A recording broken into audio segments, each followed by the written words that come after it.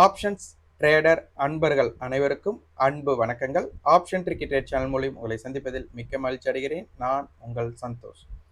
நான் செபியில் பதிவு பெற்ற பங்காளர் கிடையாது. இது பயிற்சிக்கான காணொலி. எந்த பரிந்துரையும் நாம் வழங்குவது இல்லை.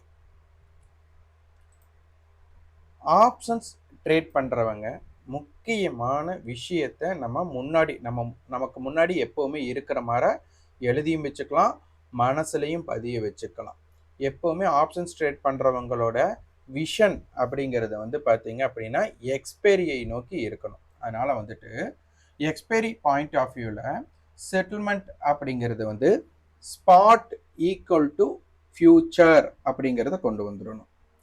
அதுக்கப்புறம் ஆப்ஷன்ஸ் ட்ரேட் பண்ணுறதுனால ஐடிஎம் ஆப்ஷனுக்கு மட்டும்தான் வேல்யூ இருக்கும். எப்போ? எக்ஸ்பைரியில். ஏடிஎம் ஆப்ஷனும் ஓடிஎம் ஆப்ஷனும் 0 ஆகும். இது ஒன்று. அடுத்தது நமக்கு ஒவ்வொரு ஆப்ஷன் ஸ்ட்ரைக்கோட விலை முக்கியம் இல்ல, வித்தியாசம்தான் முக்கியம் அப்படிங்கிற ஒரு தாரக மந்திரம் அதுவும் ஞாபகத்தில் இருக்க வேண்டும். இதைத்தான் சேம் ஸ்ட்ரைக்கை நம்ம எடுத்துக்கிறதுனால இது ஒரு சிந்தட்டிக் ஃபியூச்சர் சொல்லுவாங்க. இந்த சிந்தட்டிக் ஃபியூச்சரோட எல்லா விஷயங்களும் ஒரு ஆப்ஷன்ஸ் ட்ரேடருக்கு தெரிஞ்சிருக்கணும். இப்போ மார்க்கெட் 25,900 இருக்காங்க அப்படின்னா 25,900 மேல மார்க்கெட் இருக்கு அப்படின்னா 25,900 கால் 900 புட்டோட விலையை விட ஜாஸ்தியா இருக்கும். அப்ப எவ்வளவு ஜாஸ்தியா இருக்கும் அப்படின்னா இப்ப 25,900 இருந்து 25,910 அப்படின்னு இருக்கு அப்படின்னா காலுடைய விலை புட்டோட விலையை விட 10 ரூபாய் ஜாஸ்தியா இருக்கும். இதுவே 25,950 இருக்காங்க அப்படின்னா நமக்கு 25,900 கால் புட்டோட விலையை விட 50 ரூபாய் ஜாஸ்தி இருக்கணும். அதாவது 25,900 மேல எவ்வளவு இருக்காங்களோ அவ்வளவு கேப் நமக்கு இருக்கணும். இங்க விலை முக்கியம் இல்லை அப்படிங்கிறது தான் இங்க ரொம்ப ரொம்ப முக்கியம். வித்தியாசம் தான் முக்கியம் அப்படிங்கிறது. இதுதான் நமக்கு சிந்தட்டிக் ஃபியூச்சர். இதை பேஸ் பண்ணி தான் அப்போ ஒரு ஸ்ட்ரைக்கோட கால் புட்டுக்குண்டான டிஃபரன்ஸை நமக்கு மையப்படுத்தி தான் நமக்கு ஒவ்வொரு ஸ்ட்ரைக்கும் இயங்குது அப்படிங்கிறத தெரிஞ்சுட்டு அதுக்கப்புறம் ஆப்ஷன் பையர் ஆப்ஷன் செல்லரோட பாயிண்ட் ஆஃப் வியூல பார்க்கணும். ஆனா முக்கியமா ஆப்ஷன் செல்லருக்காக இது உருவாக்கப்பட்டது ஒரு ஹெட்ஜிங் இன்ஸ்ட்ருமெண்ட்னால நம்ம செல்லிங் பாயிண்ட் ஆஃப் வியூல மட்டும்தான் பார்க்க வேண்டும்.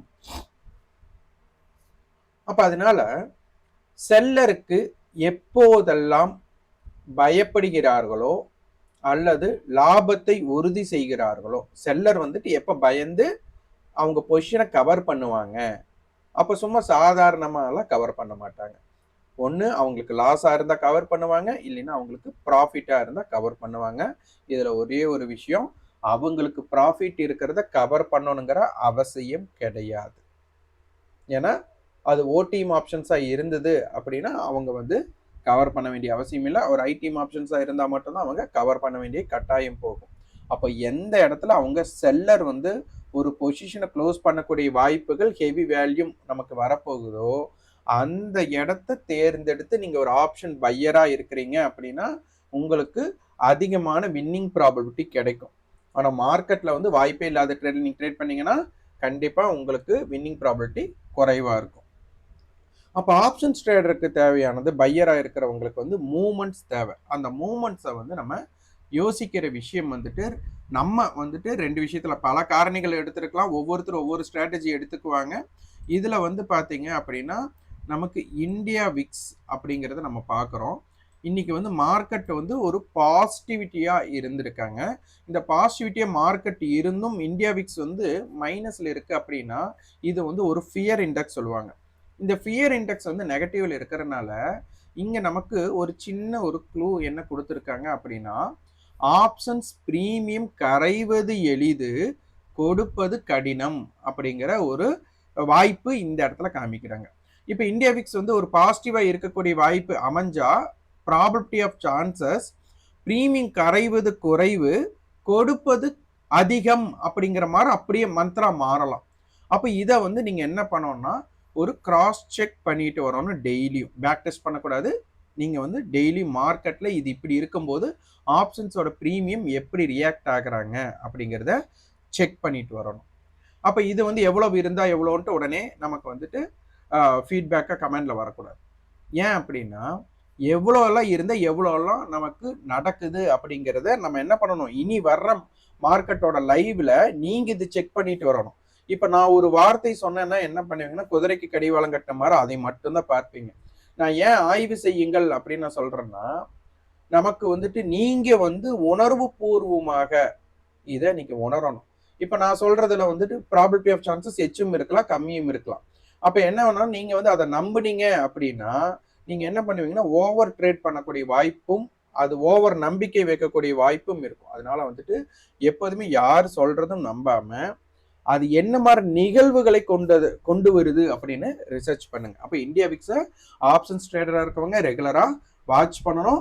அதே மாதிரி ஒரு சேம் ஸ்ட்ரைக்கோட கால் புட்டோட வேரியேஷன்ஸ் என்ன நடக்குது அப்படிங்கறதை நீங்க செக் பண்ணணும். இப்ப நிப்டி பாத்தீங்க அப்படின்னா இன்னைக்கு ஓப்பன் 25,922. அப்ப இது வந்து ஒரு கேப் அப் ஓப்பன் கொடுத்துருக்காங்க. அப்ப இந்த கேப் அப் ஓப்பன் கிடைக்கும் போது ரெண்டே வாய்ப்பு தான். ரெண்டு வாய்ப்பு என்ன அப்படின்னா நமக்கு வந்துட்டு call seller, put seller. Gap up நடக்கும்போது என்ன ஆகும்னா இதற்கு முன்னாடியே யாரெல்லாம் பொசிஷன் வச்சிருக்கிறாங்களோ அந்த கால் செல்லருக்கெல்லாம் இங்க வந்து லாஸ்ல இருப்பாங்க. அப்ப முந்தி யாரெல்லாம் புட் செல்லரா இருந்தாங்களோ அவங்க எல்லாம் ப்ராஃபிட்ல இருப்பாங்க. அப்ப இந்த கேப் அப் நடந்ததுமே கால் செல்லர் பயந்தால் அவங்களோட அக்ரசிவ்னஸை காட்டினாங்க அப்படின்னா அது ஓப்பன்ல இருந்து நமக்கு உடனடியாக அவங்க பொசிஷனை கவர் பண்ணா மேலே போகணும். ஆனா இங்க இந்தியா விக்ஸ் வந்துட்டு நமக்கு என்னவா இருக்கு, மைனஸ்ல இருக்கு. அப்போ அந்த பயம் இவங்க காட்டல. அப்போ ஐடிஎம் ஆப்ஷன்ல வேணா செல்லா இருக்கும். திருப்பி இன்னைக்கு வந்துட்டு ஏதாச்சும் ஓடிஎம் ஆப்ஷன்ஸ்ல அவங்க செல் பண்ணாங்கன்னா அதை வந்து கேப்சர் பண்ணக்கூடிய வாய்ப்புகள் அவங்களுக்கு இருக்கலாங்கிற ஏதாச்சும் ஒரு ஹெட்ஜிங் ஸ்ட்ராட்டஜிஸை திருப்பி உள்ள கொண்டு வந்து அவங்க அதை கவர் பண்ணக்கூடிய வாய்ப்புகள் இருக்கலாம் அப்படிங்கிற நம்பிக்கையினால தான் கால் செல்லர் வந்து அக்ரெசிவா பொசிஷனை கவர் பண்ணல. அப்போ கால் செல்லரே ஒரு அக்ரெசிவா பொசிஷனை கவர் பண்ணலங்கும் போது புட் செல்லர் வந்துட்டு இந்த இடத்துல ஓப்பனுக்கு கீழே மார்க்கெட் ரொம்ப இருந்து நமக்கு வந்து காலுடைய விலை இறக்கத்தை விட புட்டோட ஏற்றம் ஜாஸ்தியா இருக்கக்கூடிய வாய்ப்புகள் இருந்திருந்தால், இப்ப கால் வந்து ஒரு 5 ரூபாய் இறங்குறாங்க, புட்டு வந்து ஒரு 10 ரூபாய் ஏறுறாங்க, அந்த மாதிரி ஏதாவது சுச்சுவேஷன் இருந்திருந்தா அது ஒரு ப்ராஃபிட் புக்கிங் அப்படின்னு எடுத்துக்கலாம். ஆனா இந்த இடத்துல என்ன பண்றாங்க, பிரீமியம் டிகே நடக்குது. காமன் ஏடிஎம் நேற்று வந்துட்டு 70 இருந்தது, உடனே நமக்கு கேப் அப் ஆகும்போது அது கம்மி ஆகுது. ஸோ இந்த விஷயத்தையும் நம்ம வந்துட்டு கொஞ்சம் கிராஸ் செக் பண்ணணும். அப்ப இந்த ஓப்பன் நடந்ததுக்கு அப்புறம் மார்க்கெட்டோட ஹை பாத்தீங்கன்னா 25,989, லோ பாத்தீங்கன்னா 25,870. மொத்தமே இன்னைக்கு ஒரு 120 பாயிண்ட்ஸ் தான் மார்க்கெட்டோட மூவ்மெண்ட். அப்போ ஓப்பனுக்கு மேல ஒரு 60 புள்ளிகளும் ஓப்பனுக்கு கீழே ஒரு 50 புள்ளிகளும் தான் மார்க்கெட்டே மூவ்மெண்ட் ஆயிருக்கு. ஓகே, அடுத்தது பேங்க் நிப்டி. இந்த பேங்க் நிப்டி வந்து பாத்தீங்கன்னா நமக்கு 60,797. அப்ப 740க்கு ஓபன் பண்ணியிருக்காங்க. மார்க்கெட் வந்துட்டு 797. அப்போ ஒரு 50 பாயிண்ட்ஸ் தான் நமக்கு மேல போயிருக்காங்க ஓப்பனுக்கு மேல. அதுக்கப்புறம் வந்து கீழே மொத்த ரேஞ்சே நமக்கு பாத்தீங்கன்னா கிட்டத்தட்ட ஒரு 250 புள்ளி தான். அப்போ மார்க்கெட் வந்துட்டு மொமெண்டம் இல்லாத ட்ரேடை பண்ணியிருக்காங்க அப்படிங்கிறது தெரிஞ்சாச்சு. அதுக்கப்புறம் வந்துட்டு ஒரு ஜோனுக்குள்ள போறீங்க, ஒரு சாலையில போயிட்டு இருக்கீங்க. அந்த சாலையில போயிட்டு இருக்கும்போது நமக்கு முன்னாடியும் பின்னாடியும் ஒரு பெரிய டிராஃபிக்கா மாறிடுச்சு அப்படின்னா நம்ம வந்து அந்த டிராஃபிக்ல இருந்து இப்போ நம்ம டிராஃபிக் ஆயிடுச்சு அப்படின்னு சொல்லிட்டு சரி நம்ம திரும்பி வந்துடலான்ட்டு ஒருத்தர் திரும்புவாங்க. சாலையில பார்த்தா பின்னாடியும் டிராஃபிக்கா இருக்கும், முன்னாடியும் டிராஃபிக் இருக்கும், எங்கேயாச்சும் போக முடியுமா? அது போல இன்னைக்கு என்ன பண்ணிட்டாங்கன்னா மார்க்கெட்ல 25,850 புட், 900 புட் நல்ல ஓப்பன் இன்ட்ரெஸ்ட் பில்ட் பண்ணிட்டாங்க.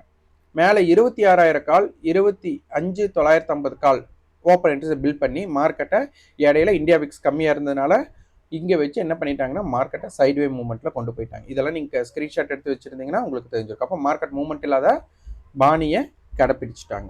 அப்போ இதை பார்க்க வேண்டும்.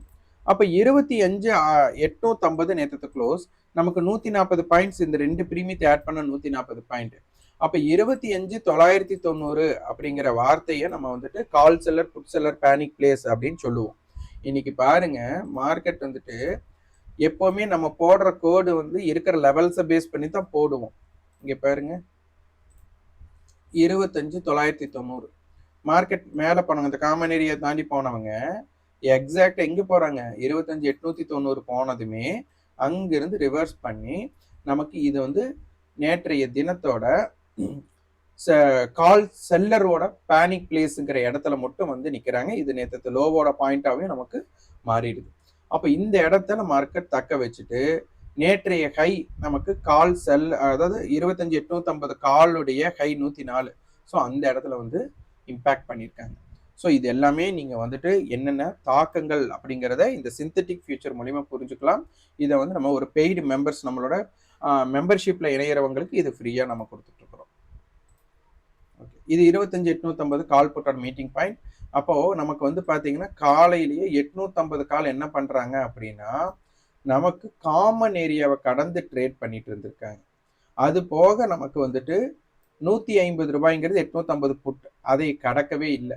அப்போ என்ன அர்த்தம்? 25,850 பிளஸ் 150 அப்படின்னு எடுத்துக்கிட்டா 26,000.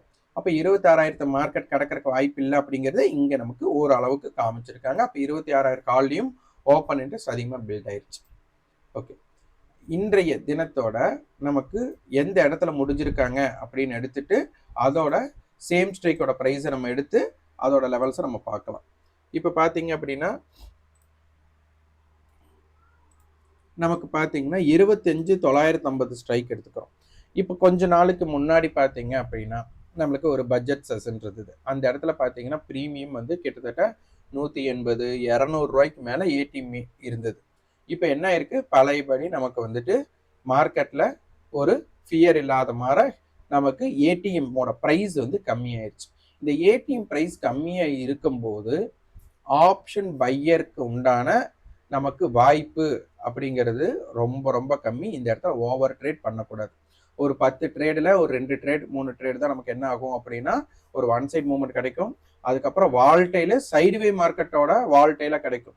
அப்போ என்ன ஆகும்னா ப்ரீமியத்தோட கரைவு ஜாஸ்தியாக இருக்கும், கொடுக்கறது கம்மியாக இருக்கும். இந்த இடத்துல பார்த்தீங்கன்னா நீங்கள் ஸ்டாப் லாஸஸ் போட்டு ட்ரேட் பண்ணீங்க அப்படின்னா ஹெவியாக ஸ்டாப் லாஸஸ் கிட்ட இருக்க வாய்ப்பாக இருக்கும். ஸோ இதை உணர்ந்து பார்க்கணும். அப்போ 137 அப்படிங்கிறது காமன் ஏடிஎம்மாக இருக்குது. இந்த 137 எல்லா ஸ்ட்ரைக்குக்கும் கவர் பண்ணுறோம். ஏன்னா எக்ஸ்பைரி எப்போ ஏடிஎம்மோட ப்ரைஸ் இப்போ 137 இருக்குது, அது 0வை நோக்கி போகணும். எப்போ? February 17. அப்போ யார் ஏடிஎம்மாக இருக்கிறாங்களோ அவங்களோட ப்ரைஸ் எவ்வளோ டிகே ஆகிட்டு வருது அப்படின்னு தெரிஞ்சுக்கிறதுக்கு இந்த ஸ்ட்ரைக். அப்போ அடுத்தது 135 அப்படின்னா 25,950 ப்ளஸ் 137 மைனஸ் 137 150 ரவுண்ட் ஆஃப் பண்ணிட்டான். 26,100 25,950 25,800 எதுக்காக ரவுண்ட் ஆஃப் பண்ணனா உங்களுக்கு தெரியறதுக்காக நீங்கள் மைனஸ் கரெக்டாக எக்ஸாக்டாகவும் பண்ணி போட்டுக்கலாம். இதில் 2 பேர்த்தோட ஹையுமே இப்போ ஒரு 180 இருக்கிறதுனால நமக்கு 25,950 ப்ளஸ் 180னா நமக்கு 26,130. இந்த பக்கம் வந்துட்டு 25,770 அப்படிங்கிற ஜோனை நம்ம கிரியேட் பண்ணுது. அப்போ மார்க்கெட் 25,950க்கு மேலும் கீழும் இருந்தால் எப்படி இருக்கு அப்படிங்கிறதை நம்ம பார்க்க வேண்டும். அடுத்தது இதோட ஆக்டிவ் கான்ட்ராக்ட்ஸை பார்க்கணும், எப்படி போட்டி இருக்கு அப்படிங்கிறத செக் பண்ணிக்கணும். அப்போ போட்டின்னு பார்த்துட்டா நமக்கு இப்போ 26,000 கால் 25,900 புட் 26,000 புட்டுன்னு இப்படி கொடுத்துருக்குறாங்க. அப்போ 26,000 கால் புட் நமக்கு என்ன இம்பேக்ட் பண்றாங்க, அதுவும் 25,950 கால் புட் என்ன இம்பேக்ட் பண்றாங்க, இதோட லோ முக்கியம். அப்போ காலோட லோ நாளைக்கு காலோட லோவும் ஆட் பண்ணிக்கோங்க, புட்டோட லோவும் மைனஸ் பண்ணிக்கோங்க. இந்த ரேஞ்சுக்குள்ள எப்படி ஒர்க் ஆகுறாங்க அப்படிங்கிறத புரிஞ்சுட்டு அதுக்கு தகுந்த மாதிரி ட்ரேடை இனிஷியேட் நீங்க பண்ணணும். ஓகே, ஆப்ஷன் செயின் போய்க்கலாம்.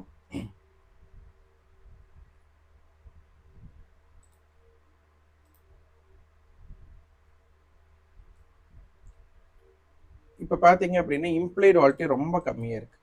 இது தொடக்கத்திலேயே ஸ்டார்டிங்கே இப்போ இருக்குது.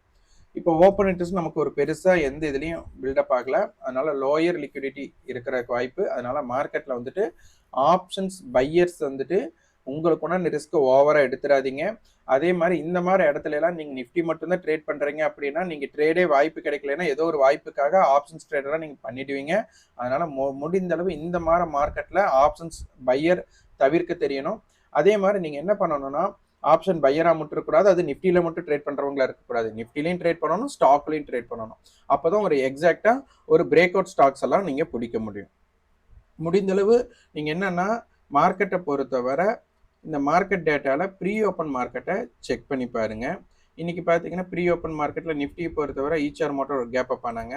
இதே செக்யூரிட்டிஸ் எஃப்என்டோ அப்படின்னு பார்த்தோம் அப்படின்னா இதில் பிஇசி ஆம்பர் இந்த 2 பேர் இருந்தாங்க. இன்னைக்கு எப்படி பெர்ஃபார்ம் பண்ணாங்க அப்படிங்கிறத நீங்கள் பார்த்துக்கோங்க. அப்போ இந்த மாதிரி 9:15 to 10 o'clock இந்த மாதிரி ஸ்டாக்ஸ் என்ன மாதிரி வாய்ப்பு நமக்கு கிடைக்குது, எவ்வளோ ரிஸ்க் ரிவார்ட் ரேஷியோ நமக்கு கிடைக்குது அப்படிங்கிறதையும் பார்த்துக்கோங்க. அதே மாதிரி லைவ் மார்க்கெட்டில் ஈக்விட்டி அண்ட் எஸ்ஐவி மார்க்கெட் போயிட்டீங்க அப்படின்னா ட்ரெண்டிங்கில் யார் இருக்காங்க, ட்ரெண்டிங் செக்டர்ஸ் ஏதாச்சும் இருக்கா அப்படின்னு பார்த்துட்டு அதில் நீங்கள் ட்ரேட் பண்ணுறக்கும் பாருங்கள். இப்போ இன்னைக்கு பார்த்தீங்கன்னா ப்ரீ ஓப்பன்லேயும் இருந்தவங்களே தான் கடைசி மட்டும் மார்க்கெட்டில் உங்களுக்கு லைவ் மார்க்கெட்லேயுமே அவங்க தான் ஒரு பெர்ஃபார்மராக இருந்திருக்காங்க. ஸோ இது எல்லாமே நீங்கள் செக் பண்ணிட்டீங்க அப்படின்னா இதில் ஒரு பிரேக் அவுட் ஏதாச்சும் yesterday high or low, weekly high or low, monthly high or low impacted stocks இருந்ததுன்னா அதில் ட்ரேட் பண்ணுறதுக்கு முயற்சி பண்ணுங்கள். முடிந்தளவு நீங்கள் ஆப்ஷன் பையராகவும் இருக்கணும், செல்லராகவும் இருக்கணும்.